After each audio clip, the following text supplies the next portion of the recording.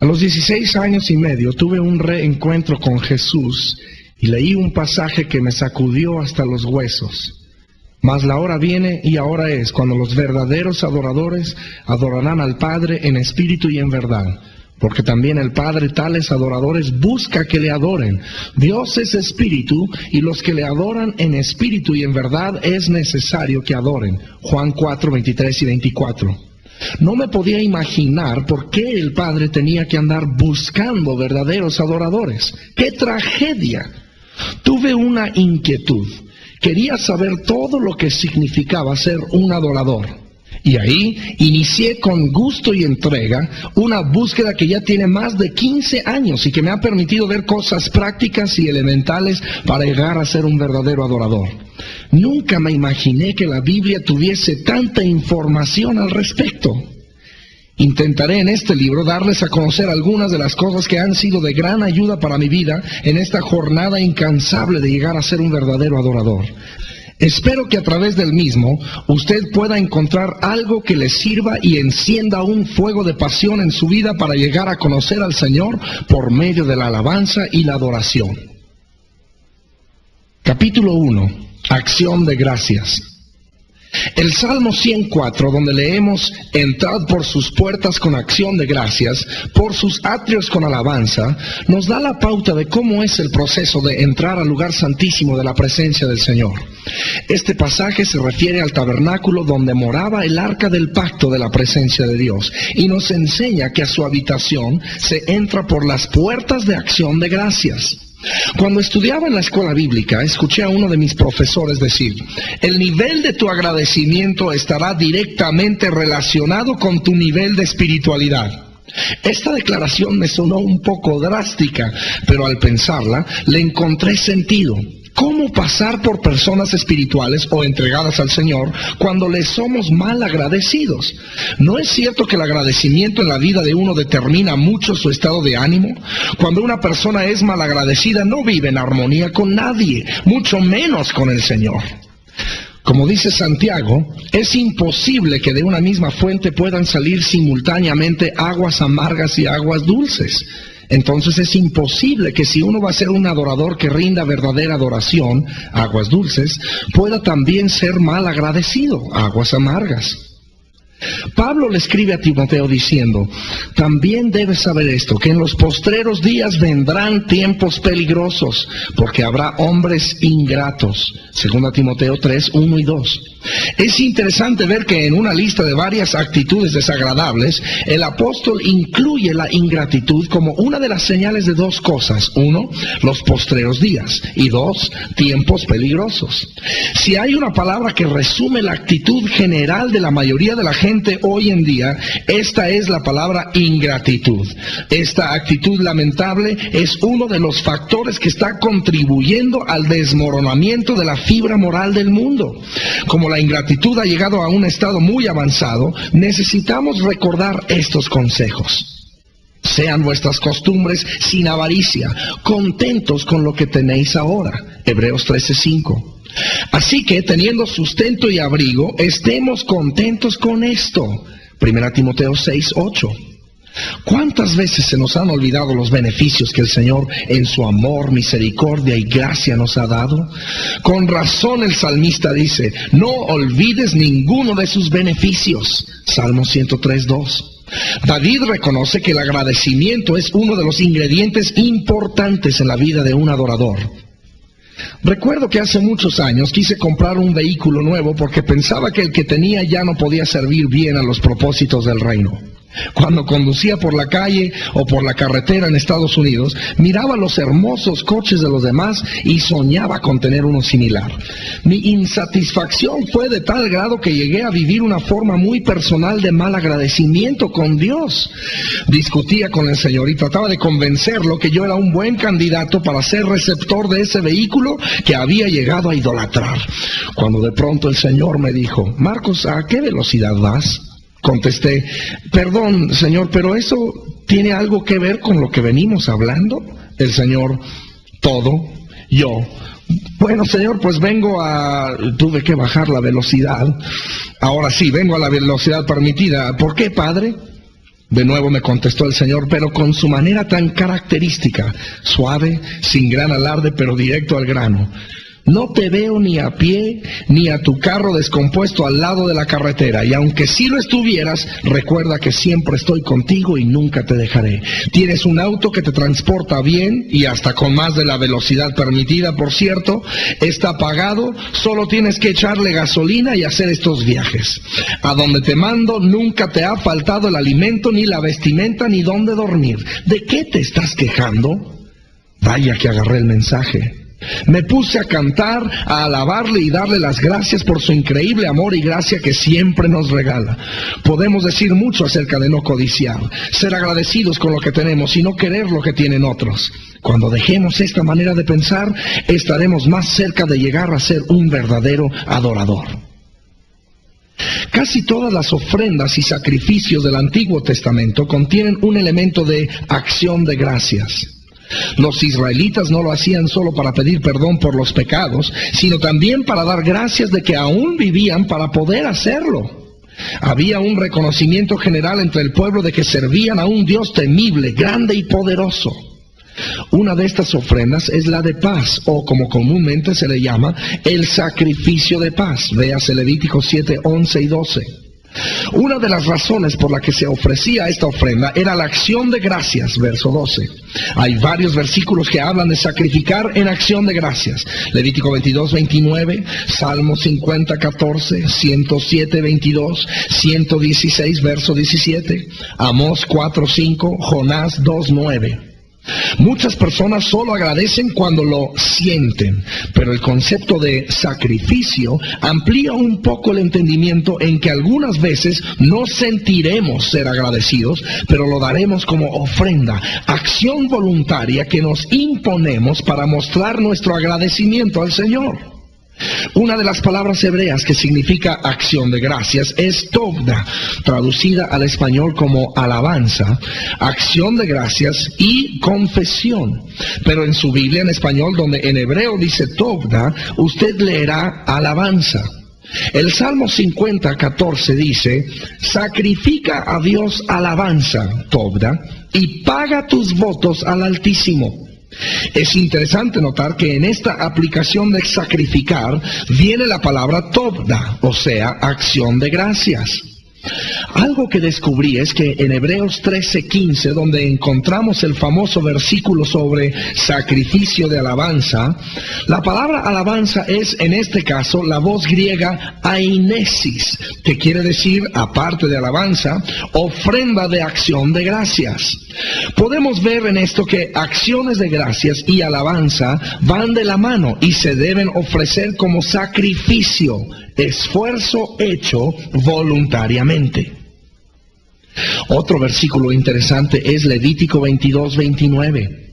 Y cuando ofreciereis sacrificio de acción de gracias, la palabra usada aquí es tovda, a Jehová, lo sacrificaréis de manera que sea aceptable. De nuevo vemos el aspecto de ofrenda o sacrificio en relación a acción de gracias. También hay que hacerlo de tal manera que sea aceptable. El dar un sacrificio no debe implicar algo pesado, fastidioso o molesto, sino mostrarnos en actitud de agradecimiento continuo. Cuando uno medita sobre todas las cosas hermosas que ha hecho el Señor, no tan solo en su creación eterna, sino en cada una de nuestras vidas, sería difícil ser una persona mal agradecida. Un aspecto de este tema a veces duro de entender es el dar las gracias en todo, de acuerdo a las instrucciones del apóstol Pablo a los tesalonicenses en el capítulo 5, verso 18, dad gracias en todo. Pablo, inclusive, nos la pone un poco más difícil al decirnos que es la voluntad de Dios para con nosotros en Cristo Jesús. Muchas personas en estos tiempos están buscando la voluntad de Dios para sus vidas. Una de las cosas que ya nos ha sido revelada que es su voluntad es este asunto de dar gracias en todo. ¿Por qué no la estaremos cumpliendo como nos corresponde? Y este es un mandamiento tan sencillo, pero tan complicado. Ojalá pudiéramos decir que es tan fácil como simplemente decir, Señor, gracias por todo, y colorín colorado. Pero no, nos cuesta mucho trabajo, mucho esfuerzo ser personas agradecidas, sobre todo cuando las cosas no van bien. Es difícil mantener el enfoque cuando las cosas no van bien. Sin embargo, si pudiéramos aprender a dar gracias en todo, seríamos personas más cerca de llegar a ser verdaderos adoradores. Quizás es duro, ¿por qué no decirlo? Imposible de entender todo lo que el Señor está haciendo o que hará a través de esta circunstancia difícil en nuestras vidas. Pero aquí es donde entra la confianza que hemos desarrollado con Él al paso del tiempo y después de haber aprendido a tener una relación íntima con Él. Podemos confiar de que todas las cosas ayudan a bien a los que aman a Dios y que son llamados conforme a su propósito. Romanos 8:28. Un perfecto ejemplo de esto nos dio nada menos que nuestro Señor Jesús. En Juan 11 vemos el relato de la muerte de Lázaro, un hombre que era amigo del Señor. Sin embargo, cuando le traen la noticia a Jesús de que Lázaro está gravemente enfermo, al borde de la muerte, el Señor tranquilamente sigue donde está sin darle mucha importancia al asunto. Les dice algo a los discípulos acerca de que esta enfermedad es para la gloria de Dios y luego les informa que va para Judea, no Betania, donde vivía Lázaro. Jesús, quien tiene visión global, que ve todas las cosas que no podemos ver nosotros, sigue con toda tranquilidad su marcha hacia adelante. Marta y María, las hermanas de Lázaro, saben que Jesús tiene el poder para sanar a su hermano. Entonces, cuando se pone grave, lo mandan llamar. Señor, necesitamos que vengas lo más pronto que puedas porque nuestro hermano Lázaro está a punto de muerte y necesitamos un milagro. ¿Puede imaginarse qué desconcertadas han de haber sentido estas dos hermanas? ¿Puede sentir la frustración que han de haber sentido al saber que aparentemente ni le había importado al Señor el asunto de su querido hermano? Las cosas empeoran cuando muere Lázaro, pasan 4 días, lo han enterrado, fin de todas sus esperanzas de ver una sanidad en su hermano. Y están todos en casa llorando y lamentando la pérdida de su queridísimo hermano y amigo Lázaro. En eso llega Jesús, 4 días más tarde. Inmediatamente salen a su encuentro las dos hermanas como nosotros hubiéramos salido y como muchas veces le salimos al encuentro, no con acciones de gracias, sino con reclamos. Señor, si hubieses estado aquí, mi hermano no habría muerto. Véase versículos 21 y 32. De hecho, todas las circunstancias alrededor de Lázaro apuntaban a una derrota, un fracaso. Pero el Señor sabe tomar esas cosas y hacerlas que resulten para bien si tan solo pudiésemos aprender eso. Si tan solo pudiésemos confiar en Él y descansar en Él sabiendo que Él tiene todo bajo control. En esta ocasión es donde vemos a Jesús llorar. Creo que lloró por varias razones y de eso seguramente mucha gente ya ha dicho muchas cosas. Quisiera decir que creo que una de las razones por las que lloró fue porque vio tanta incredulidad a su alrededor. Hasta que al fin el Señor le dice a Marta, ¿no te he dicho que si crees, verás la gloria de Dios? Casi podemos escucharle decir, deja de dudar, cree. Al final todo salió exactamente como Jesús lo había planeado. María y Marta aprendieron una lección muy importante y esa era, si crees, verás la gloria de Dios. Verso 40. ¿Podremos aprender esta lección nosotros? ¿Podremos hacer la voluntad de Dios para con nosotros y dar gracias en todo? De acuerdo a 1 Tesalonicenses 5:18. Es un reto demasiado grande, pero que lo necesitamos tomar si queremos llegar a conocer mejor a nuestro Señor. ¿Ha conocido a alguna persona que se ha pasado toda la vida renegando? Tienen la frente surcada de arrugas por estar tanto tiempo con el entrecejo fruncido. Se ven desagradables, enojados, frustrados. En cambio, hay otras personas que han llegado a la edad de oro con una constante sonrisa, siempre alegres, riéndose de todo. ¿Nunca se ha fijado en las arrugas que tienen estas personas? Son arrugas de risa, alegría, gozo. Tengo una linda abuelita que llegó a la ancianidad con estas hermosas arrugas en la frente. Fue una mujer que conoció el dolor, el sufrimiento y los tiempos duros. Mi abuelo es un hombre a veces testarudo, de mucha pasión, por no decir otra cosa, con mucha sangre vagabunda. Creo que ellos han vivido en un total de 50 ciudades diferentes durante sus vidas. Esto no ha sido fácil para mi abuela. Además, ella enterró a sus 2 hijos. El primero, mi papá, murió cuando él apenas tenía 21 años de edad y el otro a los 43. Sin embargo, tiene una relación con Dios tan íntima que nunca en mi vida he escuchado de boca de mi abuela una sola palabra de mal agradecimiento al Señor, ni de reclamo o duda. Siempre ha sido una persona que se ha caracterizado por su sonrisa impresionante, su carácter alegre, su personalidad no ligera, pero que sí disfrutaba en el dar y recibir de un buen chiste. Su risa es contagiosa, al igual que su optimismo. Estuve presente como representante de mi familia en el entierro de mi tío Timoteo en 1990. Fue un golpe tremendo, pero vi su fortaleza que bebía de las fuentes del Señor y me asombré de su manera de hablarle al Señor durante este momento tan duro para todos los que estuvimos presentes. Su trato con el Señor es tan íntimo, de tanta confianza, de tal manera que pude ver el porqué de esas arrugas de alegría en la frente de mi abuela. Ella conoce al Señor. Por lo tanto, hay una confianza en que lo que Él está haciendo es perfecto, llevándola a una paz y una alegría más allá de la humanidad normal que nos rodea. Esta paz llegó a ser parte de su vida años atrás. Desarrolló de tal manera su estilo de vida que el darle las gracias en todo no le costaba, porque era parte de su misma naturaleza. Nunca pensó en que tengo que estar agradecida porque esta es la voluntad de Dios para mi vida, sino que simplemente lo hacía como un resultado de conocer a Dios.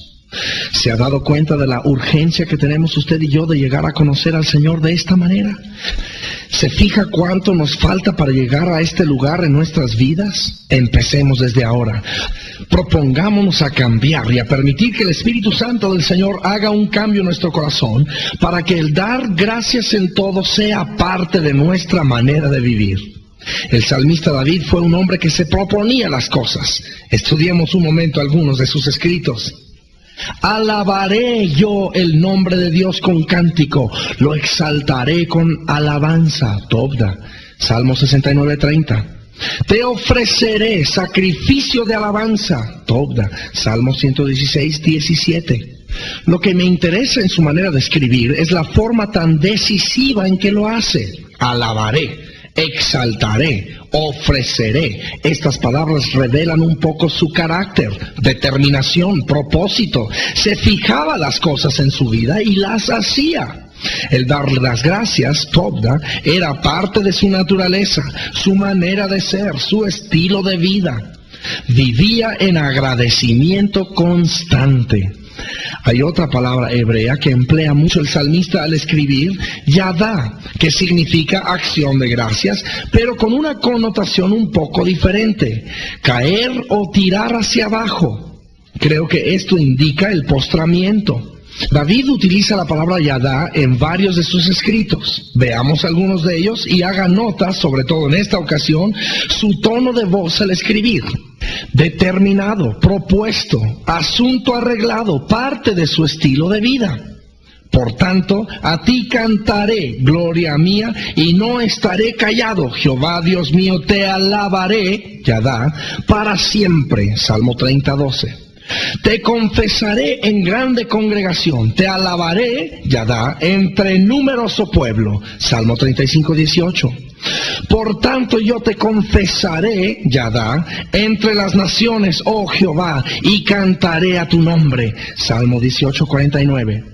Cada uno de estos pasajes nos enseña a ser personas determinadas en cuanto a las acciones de gracias. En el último pasaje, el otro significado de yadá es confesar.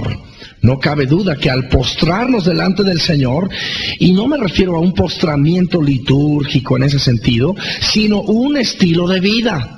Nuestras vidas y nuestro testimonio vienen a ser un testimonio entre las naciones de que hay un Dios entre su pueblo y que es vivo, poderoso, grandioso, maravilloso y millones de otras cosas más. Es tiempo de poner este ingrediente en nuestra vida diaria: acciones de gracias. Capítulo 2. Alabanza. En la vida aprendemos mucho acerca de la naturaleza, el carácter y el pensamiento de Dios a través de las cosas y las personas que el Señor pone a nuestro alrededor. Por ejemplo, cuando mi esposa y yo tuvimos el privilegio de ser padres, toda nuestra vida cambió. Creo que mis hijos han sido mis mejores maestros. Uno de los mejores ejemplos que he visto de cómo se podría definir la diferencia entre alabanza y adoración es el que observo todos los días cuando llego a mi casa. Al oír mis hijos que abro la puerta principal, se escucha en toda la casa un resonante «¡Papá! ¡Bravo! ¡Llegó papá!» Y comienzan a correr de todos lados, a abrazarme las piernas, a celebrar, a brincar y a gritar, solo por el hecho de que he regresado. Esta es una respuesta natural que sale de su interior como admiración, amor y regocijo al ver a alguien a quien aman. Después de tomarlos en mis brazos y decirles que les amo, y me dicen que me quieren y me dan besitos, su tono de voz cambia. Sus palabras de regocijo ahora se han transformado en palabras de amor e intimidad. Comienzan a decirme: «Papá, ¿cómo te amo? Eres el mejor papá de todo el mundo, el más guapo». Al llegar nuestro Padre Celestial, nuestra reacción natural es de regocijo, festejo y celebración, porque ha llegado alguien a quien amamos, alguien que es para nosotros todo.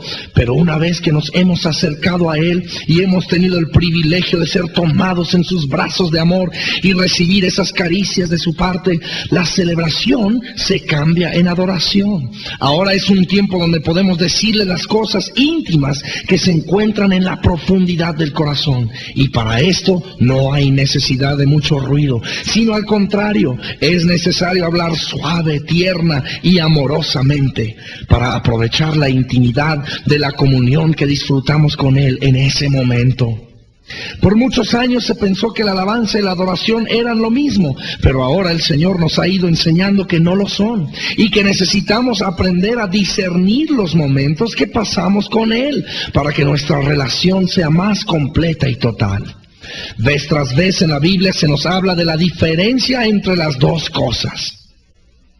El Salmo 100 nos dice: «Cantad alegres a Dios, habitantes de toda la tierra. Servid a Jehová con alegría. Venid ante su presencia con regocijo». Es interesante que se nos ordena en este pasaje acercarnos a Dios con regocijo ruidoso y festivo.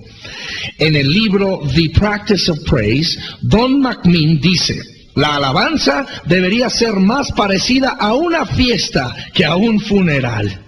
Muchos equivocadamente hemos pensado que el acercarnos a Dios con alegría y celebración es sinónimo de irreverencia, cuando la Biblia no tan solo nos enseña que esta es la manera de acercarnos a Él, sino que lo ordena. Como lo dijo en una ocasión Corrie ten Boom: «Dios no da sugerencia, solo órdenes».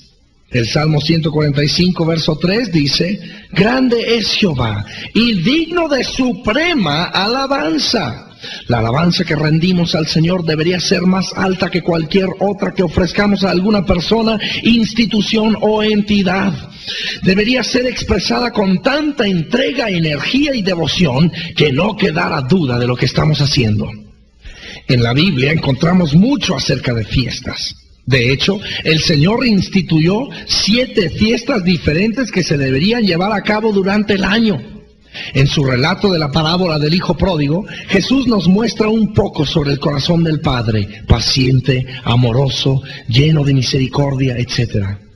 Es clara y visible la comparación hecha entre el Padre natural de este Hijo perdido y nuestro Padre celestial. Si esta parábola nos enseña algo acerca del corazón de Dios, es que tenemos un Dios que se goza en sus hijos y que le gusta celebrar junto con ellos su arrepentimiento. En 1986, México fue país sede de los Juegos de la Copa Mundial de Fútbol. Mi esposa y yo estábamos recién casados y vivíamos en aquel entonces al lado de unos vecinos jóvenes que les gustaba mucho ver el fútbol, y por la amistad que teníamos nos encontramos varias veces viendo los partidos. Recuerdo el de apertura, México contra Bélgica, en el impresionante Estadio Azteca, repleto en ese día con aproximadamente 120,000 asistentes, incluyendo al señor presidente. No recuerdo los detalles del partido en sí, solo que grité mucho para alentar a la selección mexicana, esperando que anotaran el primer gol, y lo hicieron. Me acuerdo que me encontraba de pie gritando, bailando y festejando este gran acontecimiento. Pero como yo no soy tan aficionado al fútbol como lo eran los miles que estaban presentes en el Estadio Azteca, mi euforia terminó mucho antes que la de ellos. Al suceder esto, me impactó la escena que enseguida vi. Todas aquellas personas estaban de pie, con las manos levantadas al cielo, gritando y celebrando a este equipo de hombres que acababan de anotar el gol. La realidad de lo que sucedía me sacudió casi como si me hubiesen golpeado. Esta gente estaba alabando. Llamé a mi esposa y le dije: observa esto, están alabando, tienen las manos levantadas en alto, están bailando, gritando, jubilosos y celebrando lo que estos hombres acaban de hacer. En muy pocas y contadas ocasiones he visto gente prorrumpir en alabanza y celebración a Dios de la manera como lo hicieron esos miles en el Estadio Azteca. Al contrario, muchísimas veces he escuchado todas las razones habidas y por haber del por qué no se le debe dar esa clase de alabanza al Dios del cielo, quien, por cierto, metió el gol más grande de las edades en la cruz del Calvario a través de su Hijo Jesucristo, cuando triunfó sobre Satanás y lo exhibió públicamente, Colosenses 2:15, para que todo el mundo se diera cuenta de la grandeza de Dios. Después de tan grande milagro, ¿cómo nos atrevemos a no darle la más suprema de las alabanzas? Alabanza es presumir. ¿He dicho presumir? No, yo no lo dije. La Biblia lo dice. La palabra principal en el Antiguo Testamento que habla de alabanza es la palabra halal, raíz de donde viene aleluya.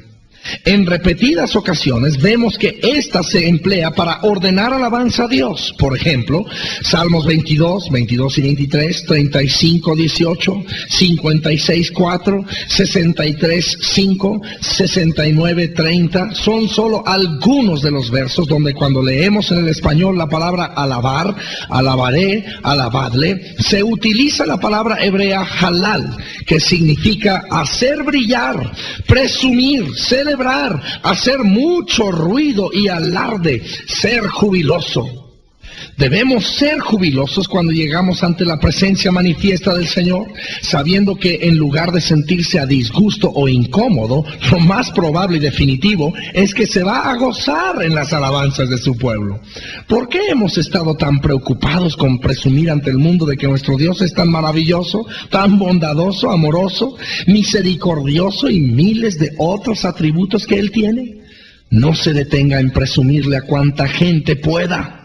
Tenemos un Dios que cumple con todo lo que promete. Nunca ha cometido un error, nunca ha tenido que pedir disculpas a nadie. Él es perfecto y recto en todos sus caminos. Esto es digno de admirarse y vale la pena que todo el mundo lo sepa.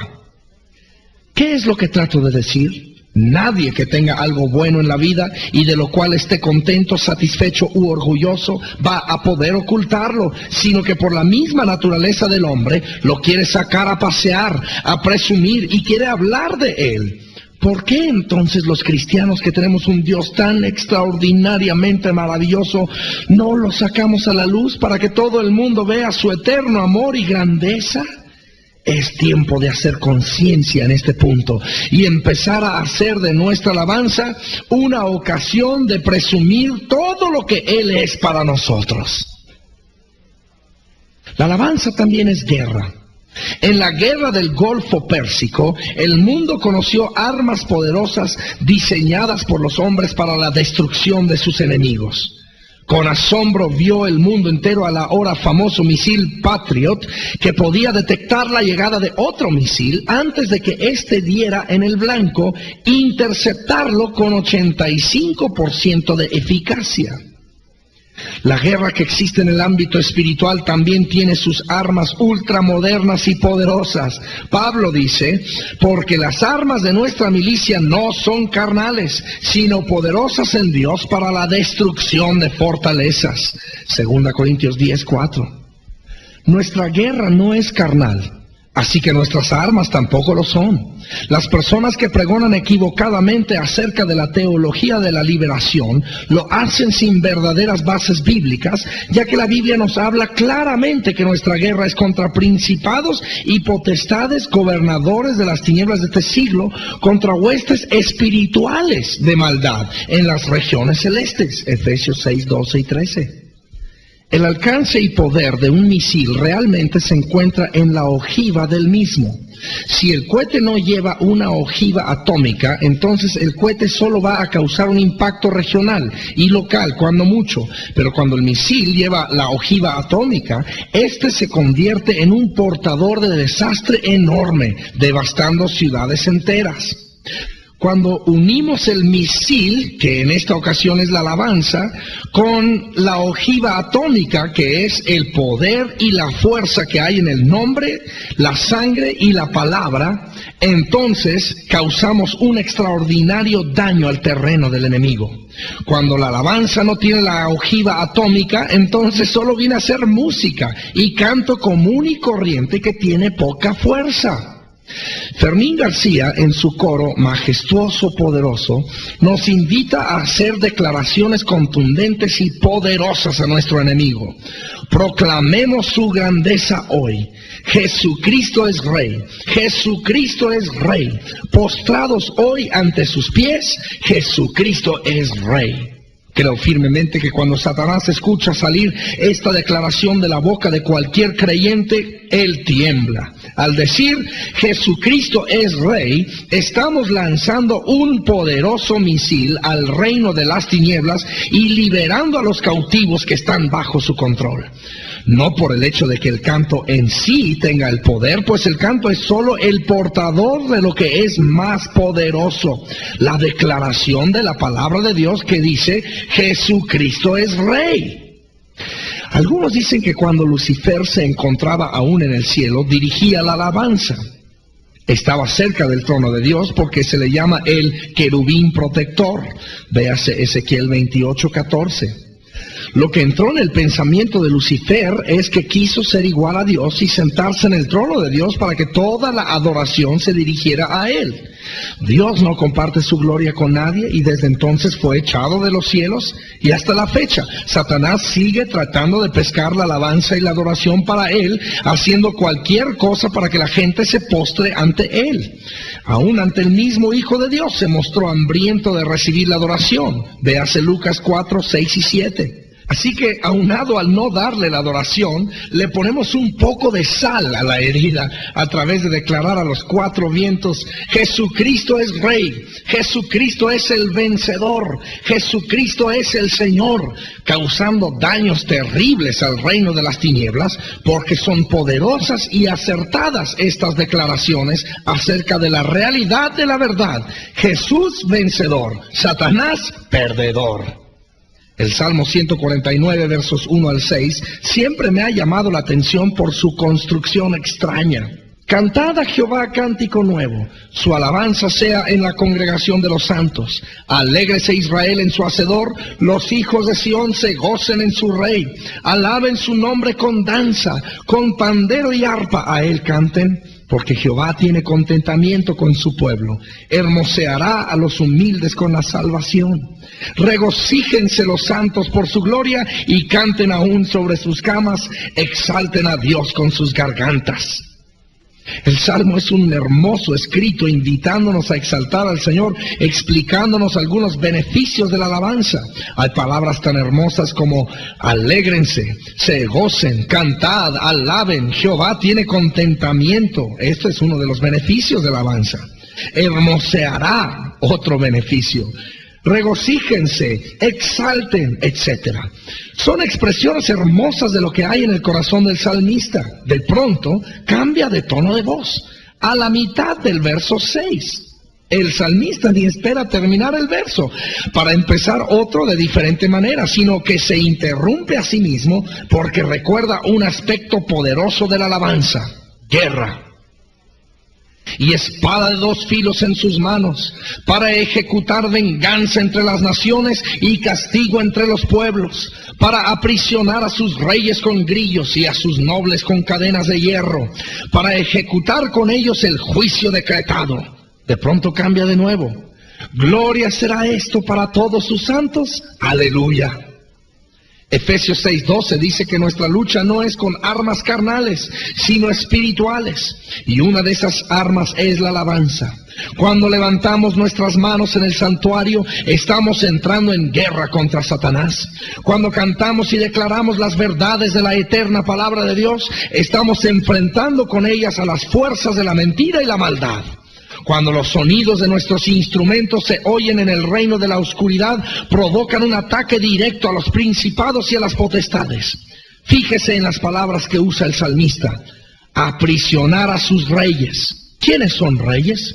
¿No es cierto que son los principados? Nobles con cadenas de hierro. ¿Quiénes son los nobles? ¿No son potestades? Claro que sí. El sonido de la alabanza que sale de la boca y de los corazones de los redimidos del Señor trae destrucción al reino de nuestro enemigo.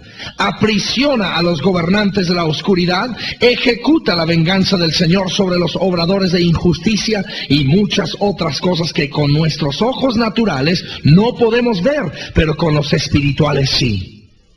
Otro versículo bastante interesante se encuentra en Isaías 30:32. Dice: y cada golpe de la vara justiciera que asiente Jehová sobre él será con panderos y arpas, y en batalla tumultuosa peleará contra ellos. No dice que los golpes serán con bombas, rifles, cañones y misiles naturales, ni cosa por el estilo, sino que será con música, alabanza y adoración a Dios, y en batalla tumultuosa peleará el Señor contra ellos. En la próxima reunión donde usted se encuentre alabando al Señor, trate de recordar este principio para que su alabanza pueda tomar nueva perspectiva y enfoque. Dígase a sí mismo: al estar cantando y alabando, entregando mi corazón y mi vida al Señor, estoy trayendo más derrota al reino de Satanás.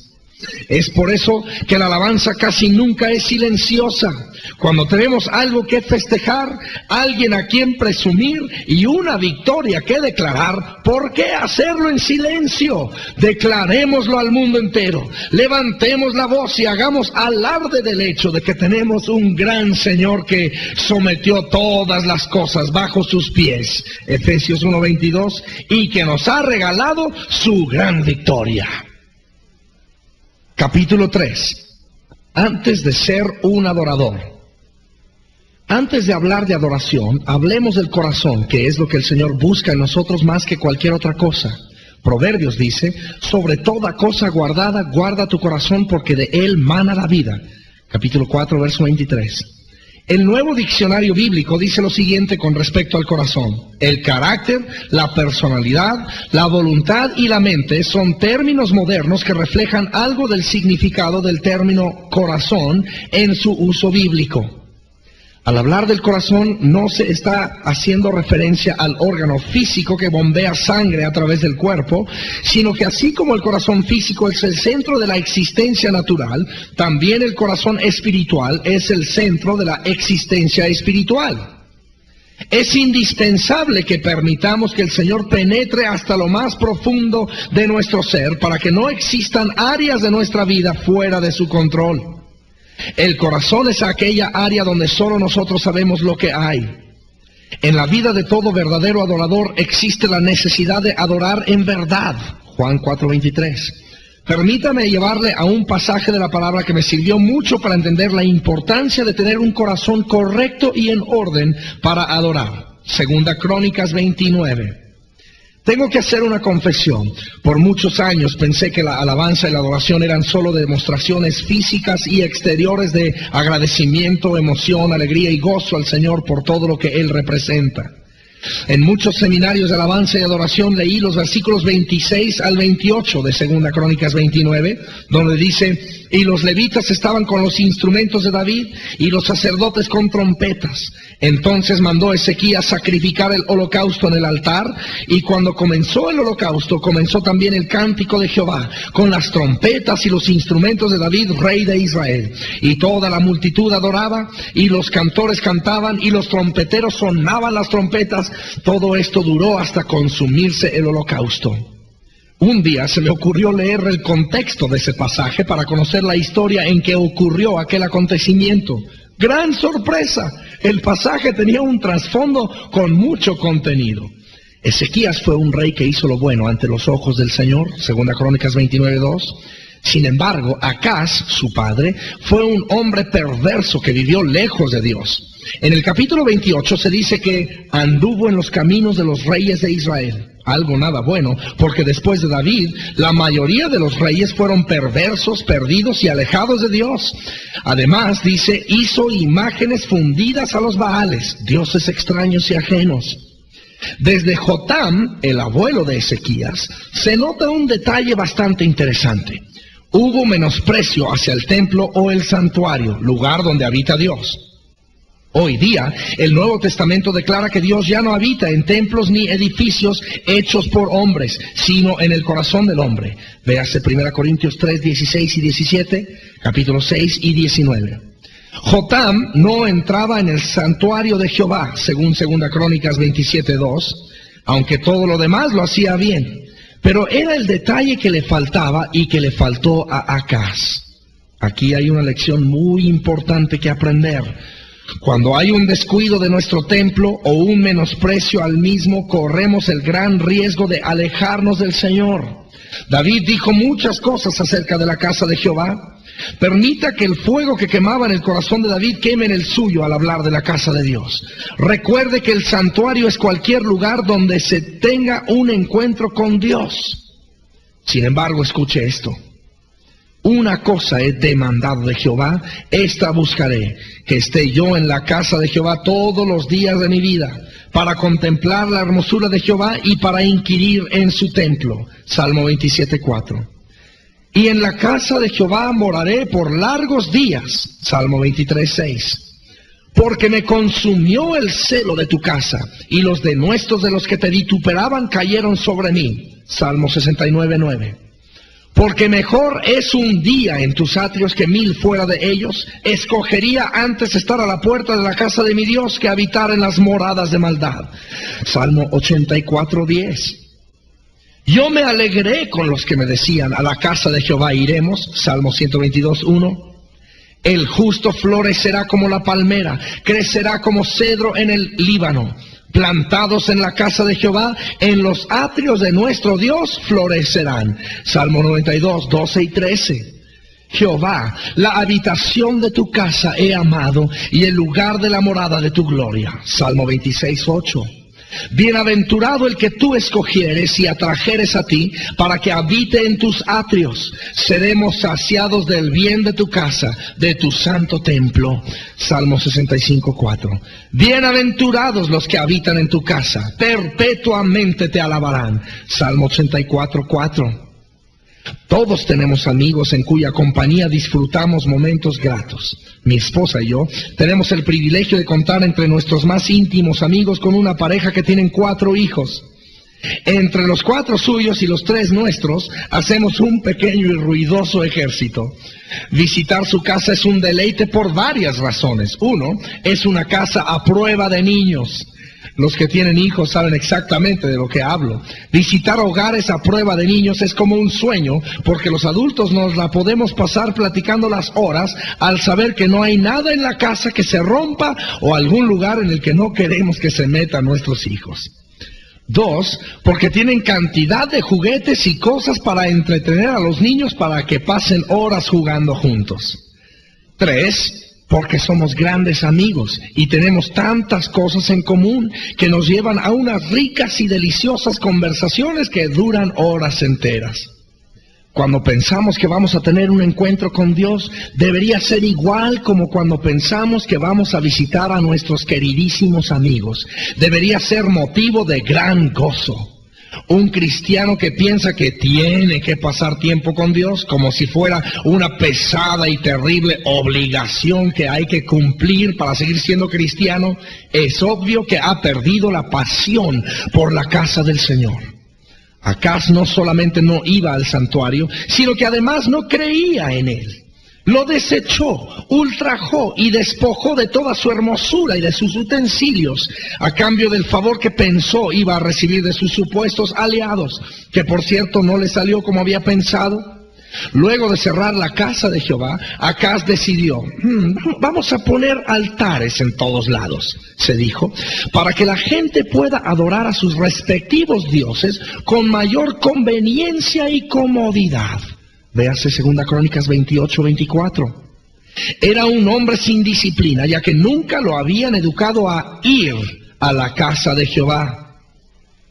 En la vida de un adorador tiene que haber la disciplina de ir a la casa del Señor.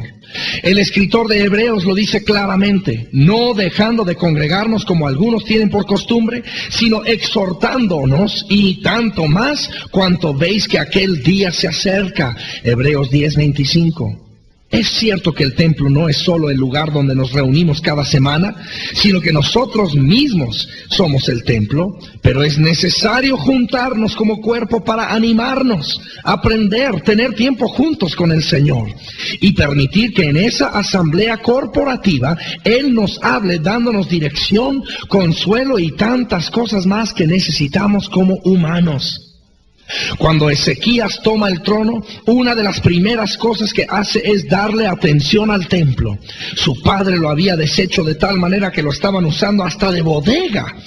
Me recuerda a otro de sus antepasados que sintió que no podía gobernar sin tener el arca de la presencia de Dios en su medio, el rey David. David, sin embargo, sabía que sin la presencia del Señor en medio de su pueblo, no había protección, guía ni dirección. Por lo tanto, lo más pronto posible se dio a la tarea de volver a traer el arca al campamento de Israel. Lo primero que Ezequías arregla es la puerta de entrada, lo superficial, lo que todo mundo ve. Esto es indicativo de una obra inicial. Muchas personas cuando vienen a Cristo permiten que el Señor trate con los problemas obvios y destacados que hay en sus vidas. El Espíritu Santo convence de pecado y bajo esa convicción, uno por uno empiezan a abandonar los pecados en los que vivían. El adúltero se arrepiente y comienza a vivir en fidelidad. El borracho deja de tomar. El mal hablado deja de proferir maldiciones. En fin, todas aquellas cosas que fácilmente se detectan en la vida de quien no ha tenido una conciencia plena de Dios en su vida. Permitimos que el Señor nos dé una pintadita, una arregladita, una desempolvadita, una nueva chapa, nuevas bisagras y todo lo que está por fuera, pero nada más. Aquí entra en juego un peligro que vemos en muchos cristianos. El aprender a hacer las cosas sin saber por qué las hacemos. Equivocadamente, en muchas ocasiones, hemos enseñado a la gente más acerca de la subcultura cristiana que sobre cómo tener una relación personal e íntima con Jesucristo. No menosprecio el hecho de que un cristiano debe parecer diferente a los demás porque quiere semejarse a Cristo, solo que nos han enseñado tantas otras cosas sin mostrarnos la necesidad que tenemos cada cual como individuos de conocer la realidad de Jesús en nuestras vidas. No nos detengamos en las puertas. Permitamos que el Señor termine la obra que ha comenzado en nosotros y que la perfeccione. Véase Filipenses 1:6. Todos conocemos personas que por fuera aparecen la pura verdad, pero sus vidas reflejan totalmente otra cosa. Creo que esto es a lo que se refiere el Señor cuando en una ocasión dijo, el hombre mira lo que está delante de sus ojos, pero Jehová mira el corazón. 1 Samuel 16:7.